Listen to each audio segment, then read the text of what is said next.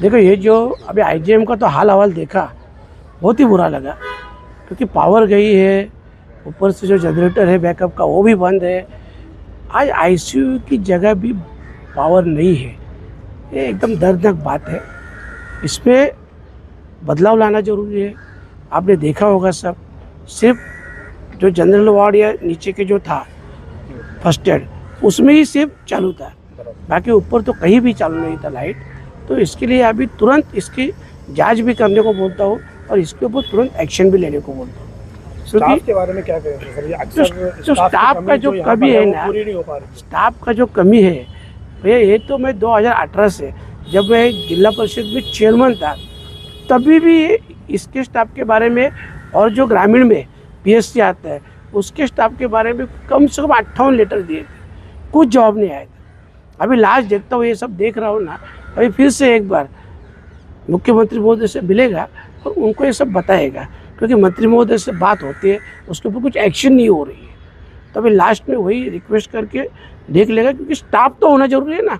Hospital कितना बड़ा है, उससे अच्छा स्टाफ कितना है, ये जरूरी है। आईजीएम की दो कहानी बताई जाती है। एक तो आमदार साहब के पेज पे अगर देखेंगे तो आईजीएम का बहुत बड़ा उद्धार हो रहा है, बहुत सारी फैसिलिटी यहाँ पे मिल जाती है। 4 करोड़ रुपया जो है यहाँ पे लागत से जो है सब सुधार हुआ है। और दूसरी तरफ अगर हकीकत देखे जाएगा तो आज आपने खुद अपनी आंखों से देखा है, तो इसमें कथनी और करने में काफ़ी फर्क होता है। तो इसको कैसे सुधारा? देखो अभी जो आमदार साहब ने बताया, हो सकते हो उसी टाइम ठीक रहेगा, और आज एक्चुअली प्रॉपर जब मैं आया हूँ और मैंने जो देखा है वो भी सच बात है ना, कि पावर ही नहीं है, आईसीयू में पावर नहीं है, तो आप समझो ना ये क्या सिस्टम है। तो इसके लिए ये हाल ठीक नहीं है, इसकी पूरी जांच भी होगी और इसके ऊपर जो भी है एक्शन भी लिया जाएगा, ये भी बोलता हूँ। 200 बेड का जो दवाखाना बन रहा है ये आपने देखा, अभी इसकी क्या अपडेट है? देखो ये सेंट्रल गवर्नमेंट के माध्यम से जो बन रहा है, माता और बाल संगोपन के हिसाब से ये जो बन रहा है 200 बेड का, इसका मैं गई बार भी आया था,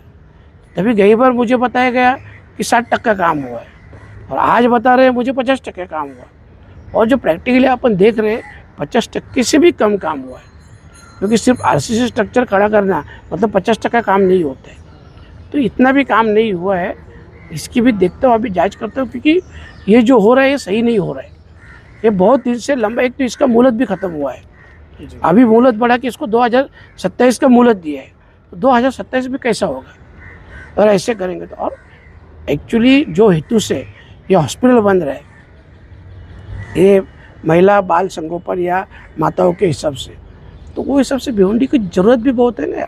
आप देख रहे हैं कितने प्रॉब्लम हो रहे हैं, तो ठीक है, इसकी भी मैं लिखित स्वरूप में जांच करवाएगा और इन्फॉर्मेशन भी लेगा। हमें देखा यह गया कि कई बार आईजीएम हॉस्पिटल में भ्रष्टाचार उजागर होता है, लेकिन जो स्थानीय नेताओं द्वारा उस पर कोई एक्शन नहीं होता। देखो जो भ्रष्टाचार होता है वो अभी मैंने तो सुना नहीं, उजागर हुआ नहीं, क्लियर। देखो अपने हाथ में अगर ऐसा कोई भी एक पॉइंट आ जाए, जो भी क्लू आ जाए, तो अपन उसके ऊपर एक्शन ले लेंगे और 100%। 2022 में एमएलए रईस शेख द्वारा निरीक्षण किया गया था, उसके बाद में एक लैब टेक्नीशियन पर भ्रष्टाचार के आरोप लगे थे, वो सिद्ध भी हुआ था, उस पर एफआईआर करने की मांग हुई थी, बातें हुई थी, लेकिन हुआ नहीं आज तक के। वो अभी 2022 का तो मालूम नहीं, क्योंकि मैं 2024 के बाद हुआ हूँ।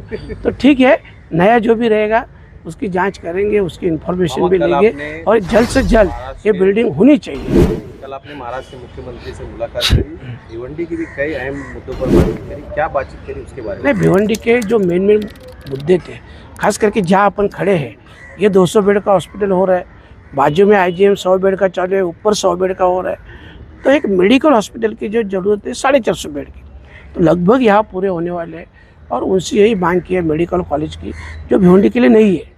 तो उन्होंने ये भी कहा कि आप जो उसकी पूर्तता होनी चाहिए, और 10 से 11 एकड़ लैंड जो यहाँ से 4 या 5 किलोमीटर के दायरे में चाहिए, तो उसकी अभी मैं जांच कर रहा हूँ। अगर वो लैंड अगर नोटेड होती है तो फिर तुरंत मैं सीएम साहब से मिल के उसको इन्फॉर्मेशन दे देगा। वराल देवी तालाब के लिए भी आपने? वराल देवी तालाब का भी हुआ है, उसका देखो मैंने वो सेंट्रल गवर्नमेंट से हुआ है। 60% तो मैंने सेंटर से मंजूर किया, 20% कमिश्नर ने भी दिया, 20% की कमी थी, और 20% कभी तो कल मैं सीएम साहब से वही बात बोला तो वो बोले ठीक है मैं खुद ही देता हूँ, तो 20% भी देने को उन्होंने मंजूर किया है। ये भी एक मसला हुआ, एक आईजीएम हॉस्पिटल का मसला हुआ, और तीसरा स्कूल का। खास करके मेरे दिमाग से या मेरे मन में हमेशा रहता है कि हेल्थ का और शिक्षा का, ये 2 क्षेत्र अच्छे मजबूती से होने चाहिए, ताकि आने वाले फ्यूचर के लिए जो अपने बच्चे हैं उनके लिए ये अच्छा ही रहेगा। और इसके लिए अभी कल मैंने सीएम साहब से बात की, लगभग भिवंडी में जितने 54 स्कूल की बिल्डिंग है, सभी बिल्डिंग एक स्मार्ट स्कूल के माध्यम से सामने आने वाली है। उसके लिए जो भी खर्चा रहेगा, मिनिमम एक 250 से 300 करोड़ का खर्चा है। तभी वो कल सीएम साहब से बात किया, उन्होंने बोला कि वो पूरा देने के लिए मैं तैयार हूँ।